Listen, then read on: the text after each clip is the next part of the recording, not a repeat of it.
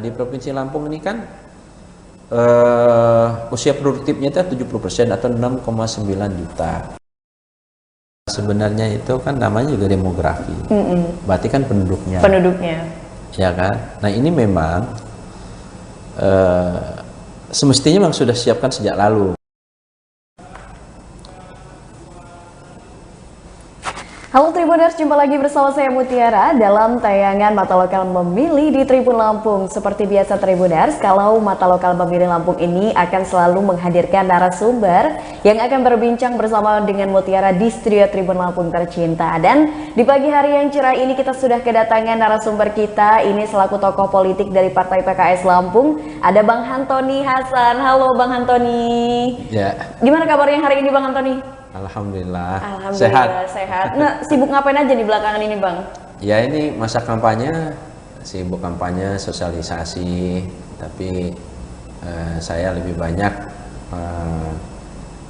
menggunakan teknologi ya, karena kita selain teknologi itu bisa melakukan edukasi yang lebih masif, juga biayanya lebih murah. Oke. Ya, karena kan di Indonesia ini kan terkenal sebagai high cost. Iya, betul sekali. Jadi memanfaatkan fasilitas yang ada ya. Iya, betul. Oke, nah jadi lagi sibuk banget nih di tengah kesibukannya Bang Hantoni Hasan menyempatkan waktunya nih untuk ke Tribun Lampung, dan kali ini kita akan membahas tema seputar bonus demografi, karena kan bonus demografi ini nih merupakan topik yang menjadi perbincangan hangat lah, tidak hanya di kalangan mungkin para politisi, tapi juga ternyata di kalangan mahasiswa dan juga masyarakat pada umumnya.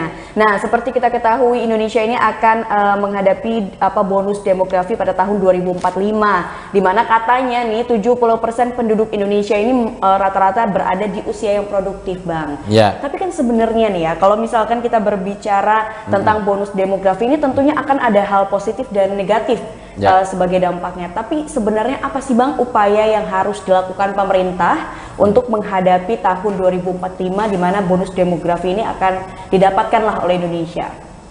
Ya, jadi sebenarnya 2045 itu sudah turun bonus demografinya. Justru sekarang ini puncak-puncaknya sampai 2030.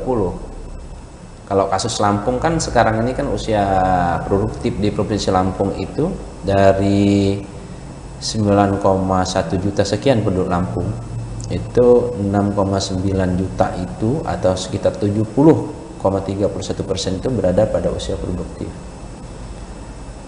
Artinya bahwa orang yang produktif itu lebih banyak dibandingkan yang tidak produktif di Lampung. Jadi yang tidak produktif itu adalah tidak atau belum produktif itu adalah 30%. Hipotesanya bahwa apabila ini nanti akan menghasilkan angka ketergantungan. Berarti kan orang yang tergantung itu kan 30%.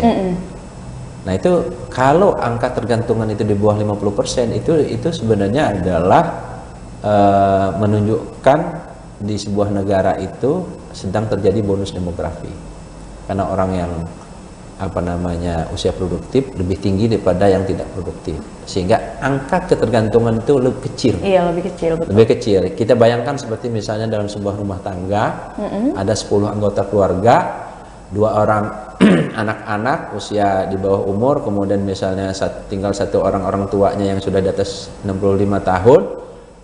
Itu 3 orang tuh udah nggak mungkin produktif, nggak bekerja lah, tidak bekerja.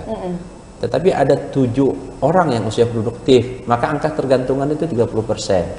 Iya, nah itu kecil. Ya semakin kecil, itu sebenarnya sebuah potensi. Nah, cuman persoalannya adalah selain potensi, tapi ada bahayanya juga. Apabila usia produktif ini usianya yang produktif, tapi tidak ada produktivitasnya, artinya tidak ada kerjaan dan sebagainya, justru lebih berbahaya karena dia punya potensi yang besar tapi medan aktivitasnya rendah. Makanya akhirnya bisa jadi itu nanti akhirnya banyak melakukan hal-hal yang tidak kita harapkan. Ya kan, orang usia produktif kan nggak tahan dia di rumah misalnya, gitu, bagaimana dia harus dan sebagainya. Jadi kalau tidak ada saluran positif itu nanti justru berbahaya. Atau tidak ada pekerjaan-pekerjaan produktif. Kita seperti itu. Nah ini oleh karenanya usia produktif ini juga harus diiringi juga dengan ada aktivitas produktif yang kita siapkan.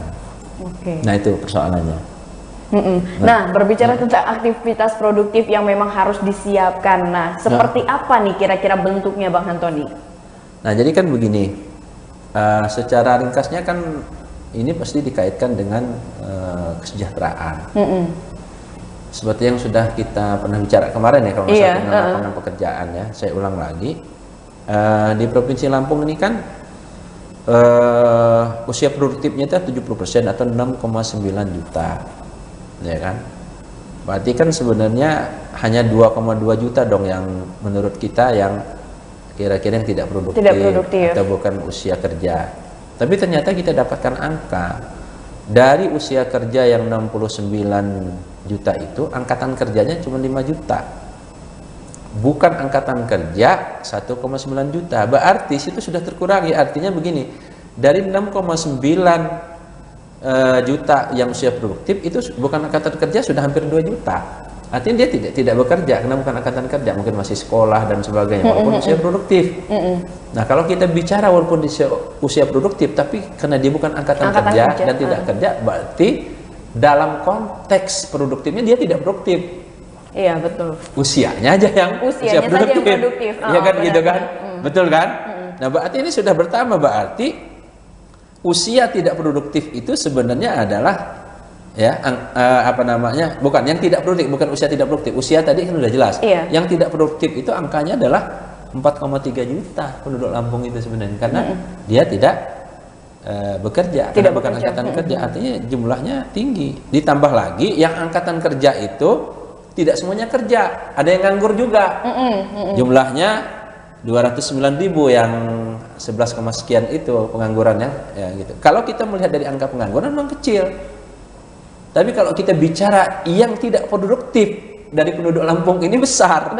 Iya, sekitar 4,3 juta, sekitar 47,43% yang tidak produktif. Hampir 50% ya. Hampir 50%. Kalau di persentasenya ini. Iya, betul.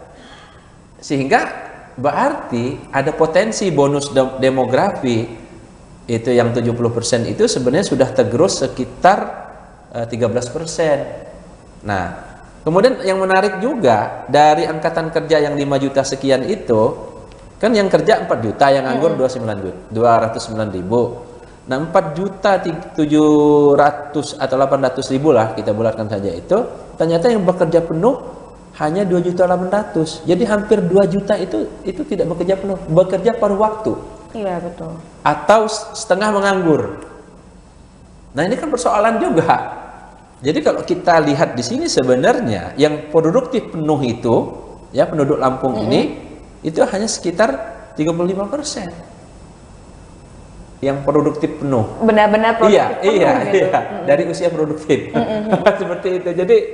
Jadi itu sebenarnya kalau kita bicara bonus demografi mesti angka ketergantungan itu kecil. 30%. Kalau kita lihat di sini sebenarnya angka ketergantungan ini tinggi. Karena hampir 60%, 60% lebih. Karena tadi ternyata yang benar-benar produktif itu adalah cuma 2,8 juta orang. Yang lain itu setengah produktif 1,9. Yang benar-benar tidak produktif adalah 4,3 juta. Oke. Nah, dari angka itu nih Bang Antoni, kalau misalkan kemarin di minggu lalu kan kita sempat membahas dari sisi pemerintah kira-kira solusi apa yang sudah harus diberikan. Nah, tapi sebenarnya kalau dari masyarakat sendiri, bagaimana sih sebenarnya peran masyarakat ini untuk apa ya istilahnya bisa menghadapi bonus demografi yang sudah kita bicarakan di awal ini? Bonus demografi ini kan sebenarnya itu kan namanya juga demografi, berarti kan penduduknya, ya kan. Nah ini memang semestinya memang sudah siapkan sejak lalu, tapi nggak apa-apa. Ini sebenarnya saya melihat upaya pemerintah khususnya provinsi kita Lampung sebenarnya dari sisi kinerja saat ini menurut saya sudah bagus. Ya artinya katakanlah kalau dari sisi pengangguran dan sebagainya. Ya, kemudian IPM juga naik gitu kan. Tetapi ketika kita bicara hasilnya, ini tidak sinkron. Apa yang saya maksud tidak sinkronnya begini. Misalnya nih, ya kalau kita bicara SDM ini kan ada dua hal ya, Mbak. Pertama apa namanya hardware-nya, istilah orang itu fisiknya. Fisik, bener. Bener kan? Kemudian yang kedua adalah software-nya, keterampilannya, teknologinya. Jadi kalau kita punya HP ini kan fisiknya harus bagus nih, ya nggak? Ya kan? Tapi kan software-nya juga menentukan. Kalau software-nya itu misalnya RAM-nya berapa, memorinya berapa, gitu kan? Tapi kalau RAM-nya bagus segala macam, kemudian fisik HP-nya itu hardware-nya lemah, mudah pecah misalnya, kemudian tidak anti air gitu kan misalnya kan, iya, tersentuh aja misalnya ini udah tergores gitu kan, bagaimana caranya apa namanya kualitas software yang bagus itu bisa ada di situ. Nah hardware inilah yang disebut dengan kesehatan. Nah ini ada data menarik, Mbak. Ini memang persoalan kesehatan kita di Indonesia ini bermasalah, termasuk di Lampung. Memang benar ya, angka stunting ya. Salah satunya misalnya stunting. Yang menarik itu gini, Mbak. Ini berdasarkan data ya.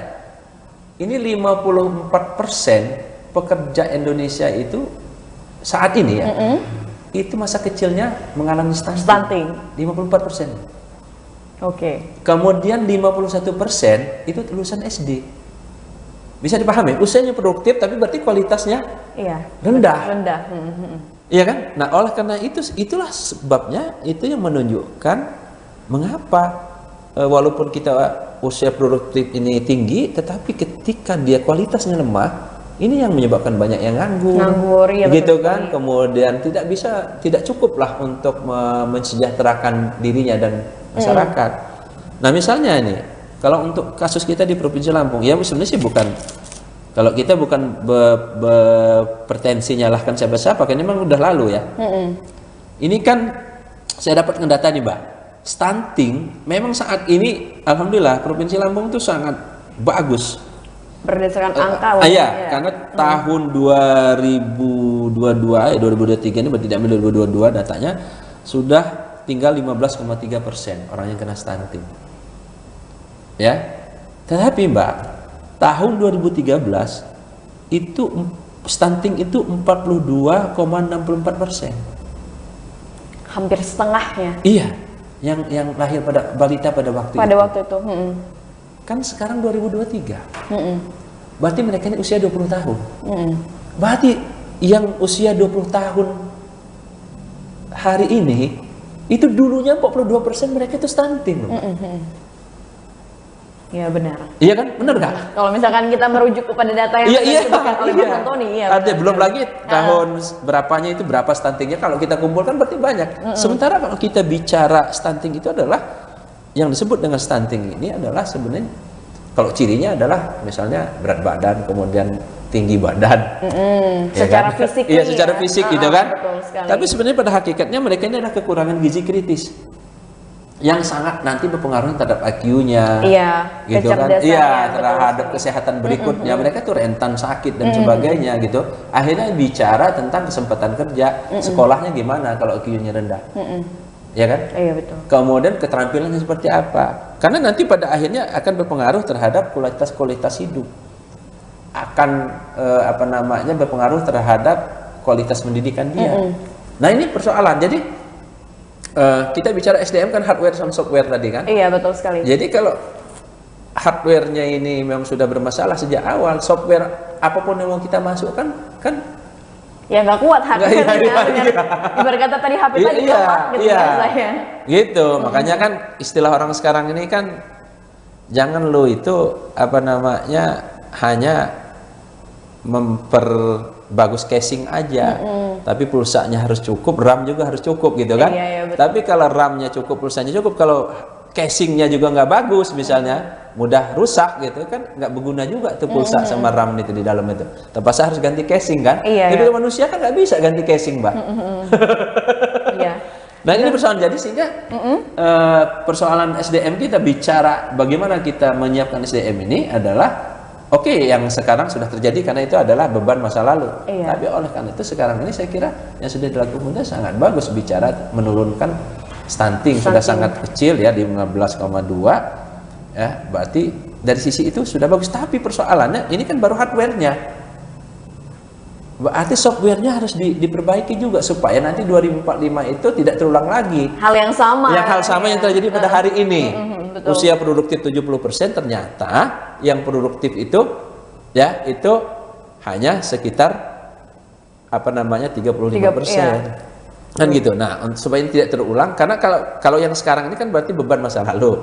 Nah, supaya 2045 ini tidak terjadi, jadi harus dipersiapkan harus dipersiapkan dari sekarang iya. Karena nanti bonus demografi itu nanti baru turun itu setelah 2045, dan situ adalah 100 tahun ya kemerdekaan kita kan. Itu kan itu salah satu milestone ya dari kemajuan Indonesia gitu kan. Nah, seperti itu. Nah, berarti ketika kita bicara memperbaiki kualitas manusianya, berarti itu tentu harus diprioritaskan bicara persoalan kesehatan. Harus diprioritaskan.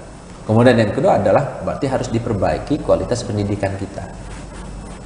Oke. Nah, tapi ini Bang, dari pernyataan Bang Hantoni tadi ya terkait dengan walaupun angka usia produktivitas kita itu tinggi, tapi ternyata berdasarkan data yang produktif itu cukup rendah, bisa dikatakan seperti itu ya, tidak sampai 50%. Betul. Nah, kalau misalkan nih Bang, ada aja misalkan usulan, biasanya kalau ditanya gimana nih menghadapi banyaknya bonus demografi dengan usia produktivitas yang tinggi, katanya kan dengan menciptakan lapangan pekerjaan. Nah, sejauh ini Bang, apakah dengan menciptakan lapangan pekerjaan itu benar-benar efektif, atau Bang Hantoni punya istilahnya ide lain dan cara lain gitu Bang untuk mengatasi hal tersebut? Jadi saya kira ini ada data juga. Iya, bukan hanya sekedar menyiapkan lapangan pekerjaan. Ini kan lapangan pekerjaan kita ini kan sektor lapangan pekerjaan itu yang paling tinggi itu kan sektor pertanian. Iya, betul. 45,92%. Kemudian perdagangan 18,48%. Kemudian konstruksi, tambang, pengolahan itu kecil. Berarti kan yang perlu kita lakukan itu adalah mematchkan antara lapangan kerja yang tersedia dengan kualitas yang harus kita siapkan. Iya. Kan kita udah tahu bahwa sebagian besar lapangan kerja pertanian, dan memang di Lampung ini kan sektornya kan sektor pertanian dan kawan-kawan ya, sama sektor perdagangan itu paling. Kalau industri segala macam kan nggak seberapa. Iya, betul sekali. Ya oke lah ada. Nah, ini mestinya sistem pendidikan kita itu salah satunya itu harus pro-job. Artinya memang ngelik dengan pekerjaan yang tersedia atau pekerjaan yang akan disediakan. Jadi kan persoalan ini kan lepas, ya kan? Kita sudah tahu nih, misalnya lapangan pekerjaan itu banyak di pertanian. Tetapi sistem pendidikan kita, misalnya gitu kan, misalnya apakah itu sudah ngeling ke bahwa kita siapkan untuk terjun di sana? Keterampilan kita bertani, melihara ikan, gitu bla bla bla itu. Kita bandingkan sekarang misalnya antara sekolah vokasi gitu kan dengan sekolah umum SMA, itu jauh lebih banyak. Ini kadang-kadang ya cuap-cuap aja, tapi itu nggak dilakukan gitu loh Mbak. Nah, sementara kita lihat juga bahwa kita ini kan ada fakultas pertanian. Unila nih sudah sangat tua di Lampung ini. Ini kan kita belum menemukan, karena saya ini alumni pertanian juga, gitu kan. Ngeling dan nge-match-nya itu dengan persoalan di Lampung, utamanya dengan program-program pemerintah. Ya nggak tahu kalau proyek-proyeknya aja kali ya. Iya, nggak tahu. Jadi misalnya desain pembangunan Lampung ini kan sudah ada Unila nih, Fakultas Pertanian ngetop gitu kan, Kayak mana nih untuk membangun pertanian? Dan kalau nggak salah, saya juga pernah membaca buku itu, tulisan sumbangsih pemikiran alumni IPB yang ada di Lampung ini. Nah, ini dijalankan atau tidak gitu loh. Ini penting kalau menurut saya untuk duduk, jangan hanya gimmick-gimmick aja gitu kan. Beginilah dengan slogan-slogan Allahu a'lam bishawab gitu kan, tetapi langkah konkretnya seperti itu, dan ini memang harus dipersiapkan dengan jangka panjang, Mbak. Gitu kan? Iya, bagaimana kita misalnya memang benar nih pertanian kita nih dan nyatanya seperti itu. Seperti apa? Sehingga kita akan melihat kita menginginkan petani-petani kita itu ada nilai tambah ke depan. Petani-petani yang canggih. Saya melihat misalnya di Purwokerto itu kan yang terkenal kan unsur itu ya, kalau nggak salah itu kan peternakannya. Tetapi paling tidak fakultas peternakan itu sudah memberikan sumbangsih yang nyata. Kenapa? Saya lihat hampir bukan hampir semua tempat penjualan daging itu sudah ada sertifikasi. Jadi sudah ada jadi jual daging yang sehat itu seperti apa, aman seperti apa dan sebagainya, sehingga dan itu dibina oleh Fakultas Peternakan Unsur. Jadi nilai tambah benar ya? Iya, nilai tambah benar nyata. Sehingga dipastikan orang yang ingin beli daging di Purwokerto itu udah pasti memenuhi kriteria aman, sehat aman, itu berarti tidak mengandung zat berbahaya, sehat, kemudian halal. Iya, betul. Gitu kan, seperti itu. Nah, bagaimana nih misalnya kalau misalnya kita punya Fakultas Pertanian itu, kita ingin memastikan ke depan ya, ya walaupun ini udah lewat gitu, petani-petani kita sudah harusnya lebih canggih dong daripada petani-petani di luar Lampung, lebih modern dong. Pengolahannya, termasuk hasil-hasilnya, sehingga ada nilai tambah dari hasil pertanian. Kan salah satu problem hasil pertanian kita ini kan, terutama hortikultura ya, itu kan sudah waktu nanamnya susah mendapatkan sarana produksinya, ya, utamanya pupuk yang menjadi problem, gitu. Jadi problem di mana-mana. Setelah dia berhasil, gitu kan ternyata harganya betul sekali Bang Antoni. Sehingga banyak dulu orang menjual membuang tomat segala macam, termasuk juga tanaman pangan kita kan harganya. Nah ini kan sebenarnya kan kalau misalnya ini di match-kan ya dengan pendidikan kita, ada Fakultas Pertanian ini kan bisa diversifikasi, bisa meningkatkan kualitas pengelolaan yang skala rumah gitu ya, kalau segala industri yang kita bisa. Sehingga nanti misalnya kalau tomat berlimpah nggak usah khawatir, ada produksi produk-produk dari tomat itu misalnya kan, bisa sampai itu gitu kan, tambah ya, cabai yang dikeringkan misalnya, bla bla bla bla dan seterusnya, gitu kan. Durian kita ini kan banyak yang kalau lagi berlimpah itu kan banyak yang busuk, tapi kan mungkin tempoyak aja gitu, lemang, tapi kita tidak melihat itu menjadi skala industri gitu, yang bisa menjadi nilai tambah untuk petani-petani kita, apalagi peternak misalnya kan, perikanan dan sebagainya. Saya kira ini sudah harus dipikirkan, Mbak. Iya, betul. Hal-hal yang seperti itu. Program jangka panjang ya. Iya, persiapkan lulusan-lulusan dari universitas ini supaya ngeling sama tersedianya lapangan pekerjaan yang ada gitu khususnya. Iya, bukan hanya lulusannya, menurut saya fakultas itu sendiri penelitian dan pengembangan itu berbicara gitu kan. Bagaimana meningkatkan produktivitas petani-petani kita yang akan datang. Jadi dari hasil penelitian yang dilakukan ini bisa langsung betul sekali ya. Termasuk membina insan-insan petani kita. Yang tadi saya katakan tadi, Fakultas Peternakan itu membina pedagang-pedagang daging. Ya kan, sehingga daging itu yang terjual itu mesti sudah aman lah. Saya lihat sudah modern itu. Kalau saya lihat kalau kita kan motong di pasar itu. Kalau di Purwokerto saya keliling-keliling rata-rata sudah ada freezernya, jadi standar daging yang sehat itu sudah mereka terapkan. Udah penuh ya. Gitulah yang seperti itu. Nah, jadi hal-hal seperti itu menurut saya yang perlu dilakukan. Nah, gitu. Bang Antoni tadi kan Bang Antoni ini sempat menyebutkan bahwasanya Lampung ini harus berfokus juga kepada kesehatan dari masyarakatnya dan juga pendidikan. Dan tapi kalau misalkan kita berbicara kesehatan dan pendidikan, ternyata kan ini dua hal yang menjadi salah satu indikator ya dalam IPM ya Bang ya. Menyiapkan betul. Betul sekali. Nah, sebenarnya kalau untuk di Lampung ini sendiri kan IPM-nya udah lumayan tinggi Bang. Nah, kira-kira dari 3 indikator yang ada, yakni kesehatan, pendidikan, dan juga daya minat atau daya beli dari masyarakat, mana Bang yang harus menjadi prioritas utama deh untuk di Lampung ini supaya tidak hanya secara angka saja yang tinggi, tapi benar-benar menunjukkan kualitasnya seperti yang tadi Bang Antoni sampaikan.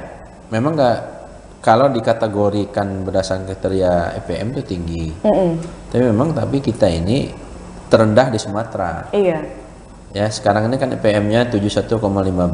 Saya lihat pada data ya dari BPS itu ya kita paling rendah. Sumsel aja 71,62. Yang paling tinggi itu Kepulauan Riau 77. Kemudian kita masih di bawah rata-rata nasional.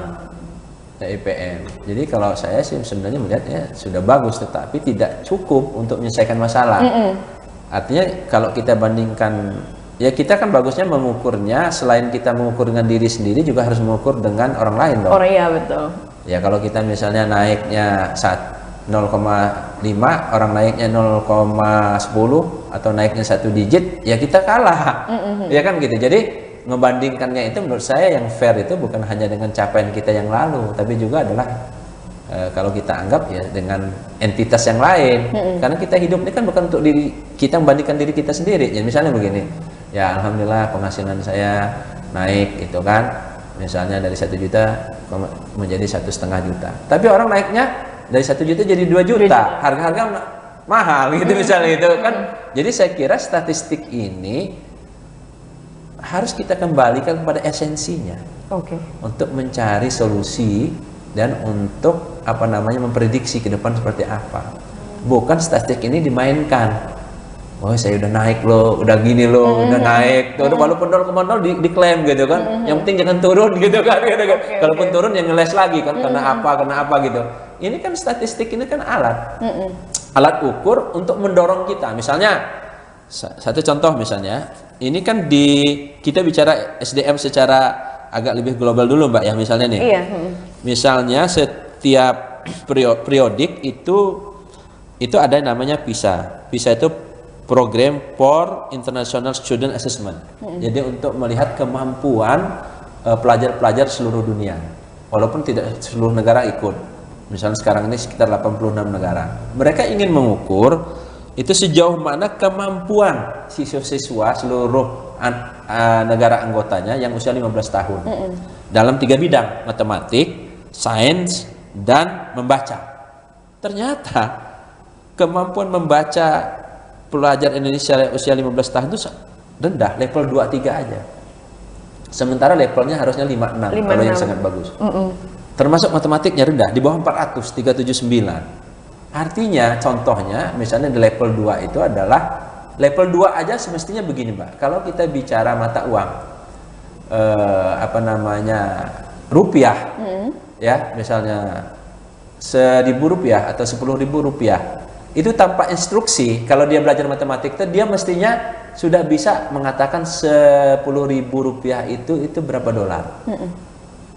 Nah ini pelajar Indonesia ini belajar matematik ternyata kemampuannya nggak segitu. Begitu dia bilang nanti 10 miliar, begitu dia bandingkan dengan dolar bingung dia.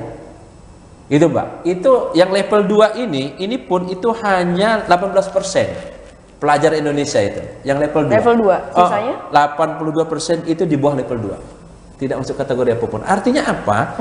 Kemampuan kita walaupun kita belajar matematik, tetapi kemampuan pemahamannya itu rendah. Termasuk kemampuan literasi kita membaca itu rendah. Karena apa? Karena ini kan aja Mbak ya, bacakan. Karena ketika kita misalnya membaca itu bukan hanya diperlukan paham yang kita baca, tapi mestinya levelnya itu dia bisa berpikir kritis, kemudian menafsirkan informasi, kemudian memecahkan masalah ya dengan berbagai konteks kehidupan dari yang kita baca dari itu. Yang dibaca itu. Gitu loh. Jadi sehingga ketika informasi itu masuk bukan hanya kita tahu, semestinya levelnya itu adalah kita bisa berpikir kritis. Dari informasi yang ada, kemudian level yang paling tinggi itu bisa nggak informasi yang kita dapat itu bisa memecahkan masalah yang kita hadapi. Iya, betul. Kan gitu loh, maksud saya gitu. Misalnya ketika kita baca statistik, ini kayak mana nih untuk memecahkan masalah kita, kan gitu dong mestinya level ya membaca kita ya. Iya, membaca kita. Gitu kan. Ya, pemerintah, semua orang-orang yang berkepentingan lah ya, yang peduli terhadap kemajuan daerah kita lah atau kemajuan bangsa kita. Bukan justru ada statistik itu main-mainkan aja gitu, tapi justru itu mendorong seperti apa. Jadi sehingga mereka mengukur kemampuan ini juga Mbak, yang matematik, sains dan membaca ini sebenarnya mereka ingin menggunakan seperti apa efektivitas dari sistem pendidikan kita. Jadi justru itu mereka mendorong supaya sistem pendidikan ini diperbaiki.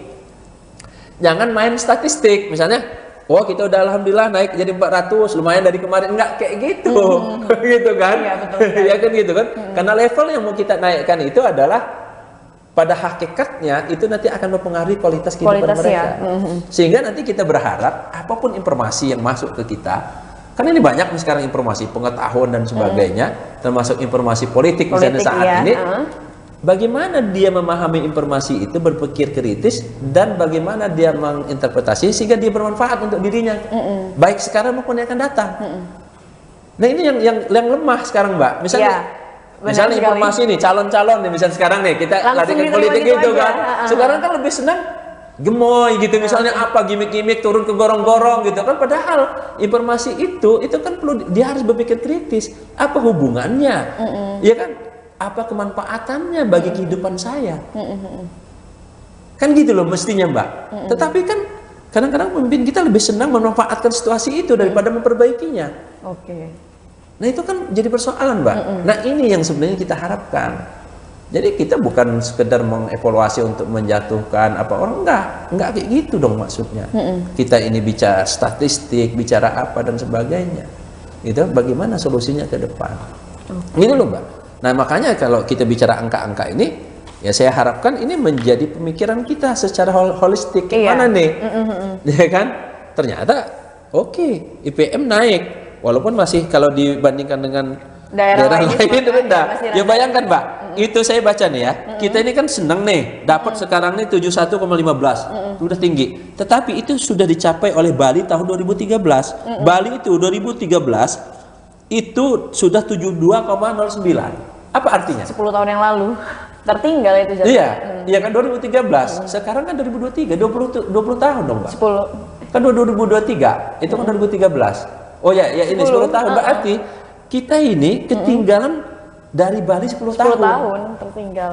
Tertinggal Mbak.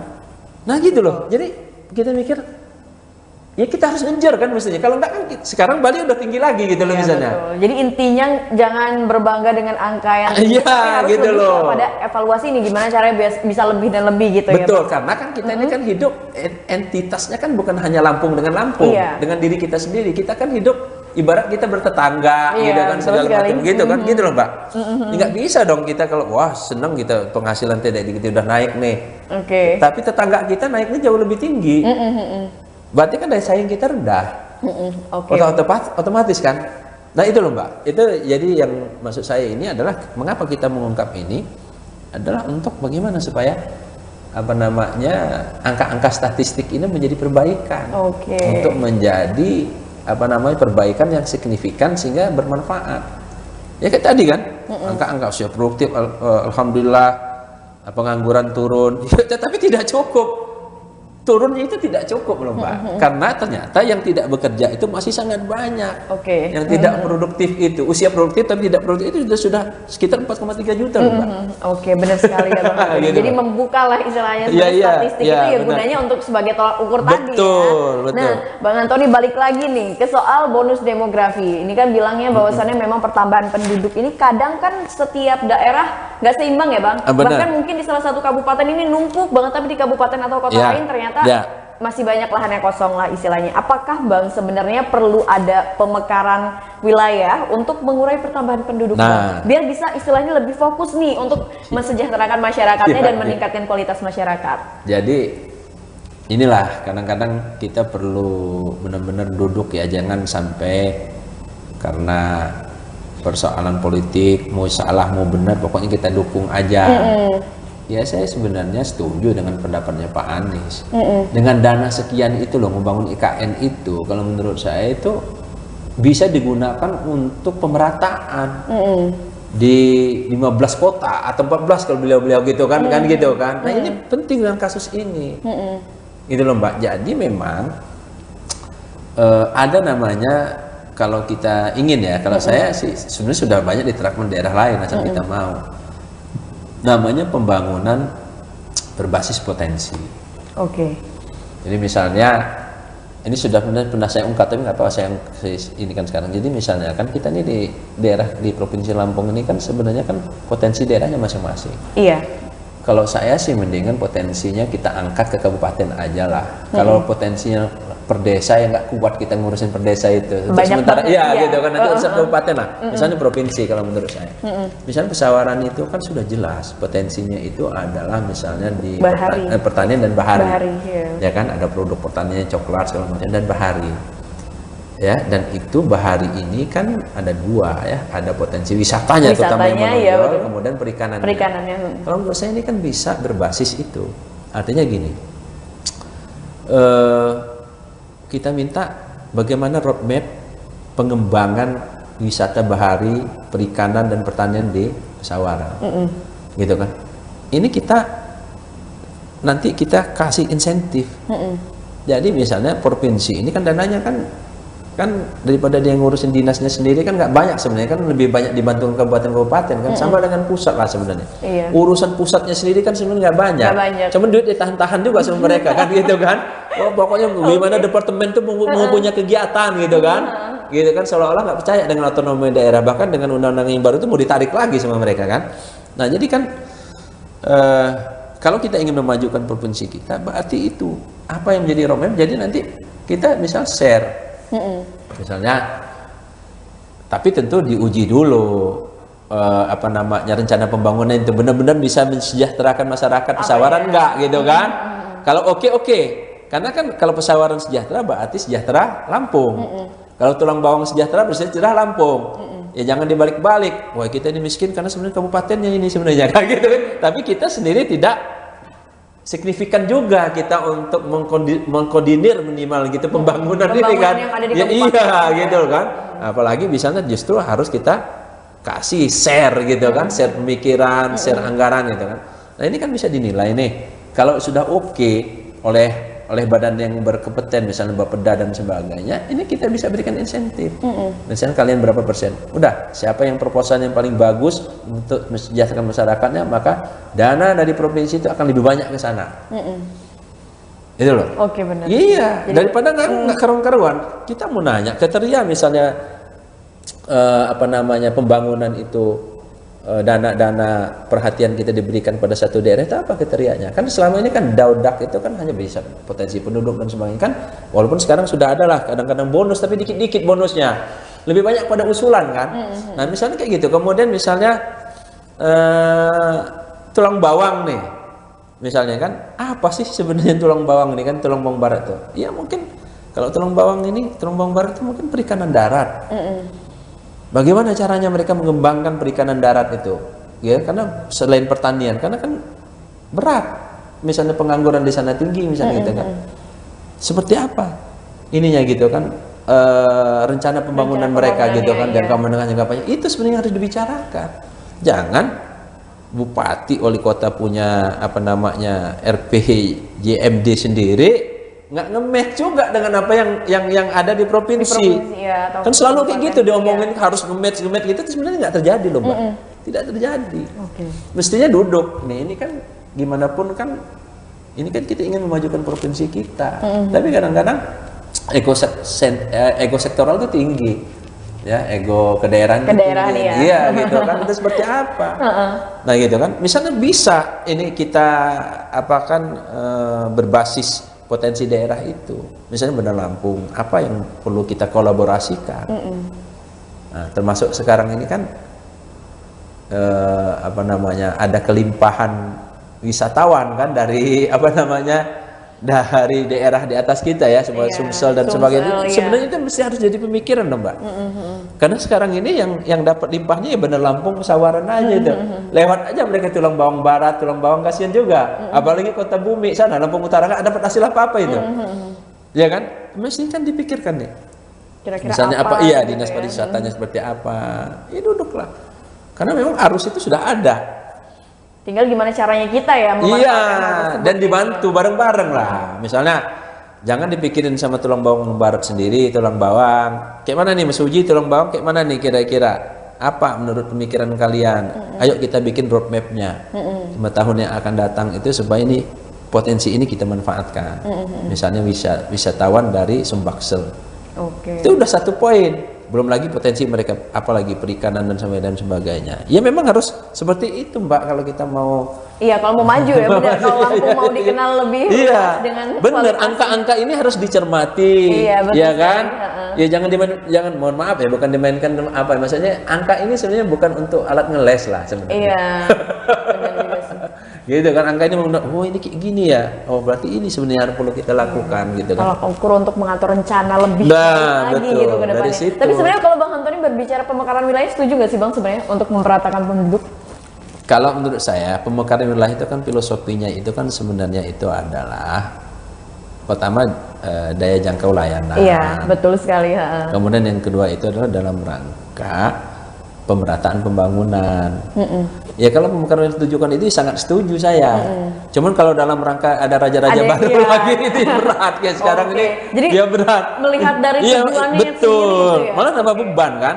benar. Karena kita buka kabupaten baru, ya nanti kan kepala dinasnya sekian lagi. Iya, anggaran lagi. Iya, anggaran lagi ujung-ujungnya untuk belanja pegawai aja itu.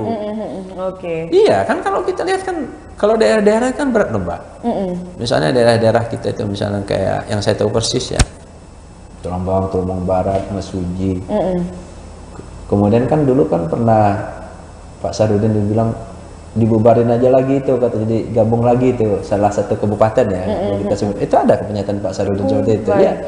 Ya karena untuk apa kalau misalnya kita mekarkan tapi tidak memajukan signifikan, ternyata belanja pegawainya lebih besar gitu. Daripada hasilnya ya seperti itu. Ya itu Mbak, jadi itu kalau istilahnya kapasitas fiskalnya kecil. Ya maksudnya kapasitas fiskalnya gini loh Mbak, misalnya kita punya anggaran 1 triliun. Ternyata 1 triliun itu 800 miliarnya itu sudah nggak bisa dikotak-katik belanjanya. Belanjanya sudah tertentu, misalnya untuk belanja pegawai, untuk apa gitu kan. Nah, yang bisa kita gunakan untuk membangun Sisanya itu tadi 200 miliar. Satu kabupaten loh, Mbak. Iya. Misalnya gitu lah. Itu yang bisa dikotak-katik. Itulah semuanya di situ untuk program. Bangun jalannya di situlah, bangun jalan di situlah gitu loh. Dan kita ini rata-rata kan kecil, coba ya. Misalnya kita mau buka kapasitas fiskal gitu kan. Gitu kan misalnya. Biar ini aja, biar kita nggak ngomong kosong ya. Betul sekali. Misalnya kapasitas fiskal ya, kapasitas fiskal Lampung. Nah, di Lampung. Nah, ini dia nih.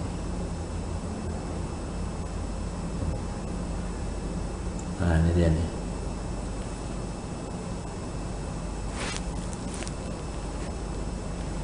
Jadi memang di Lampung ini 15 kabupaten ini dirasa sudah cukup lah ya Bang untuk saat Iya, ini. iya. Jadi nih Lampung Tengah misalnya kan. Gimana Bang?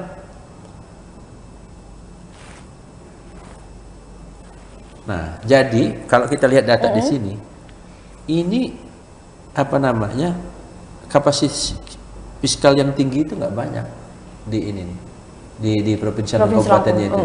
Itu hanya Bandar Lampung. Kalau yang lain itu rendah, Mesuji itu rendah.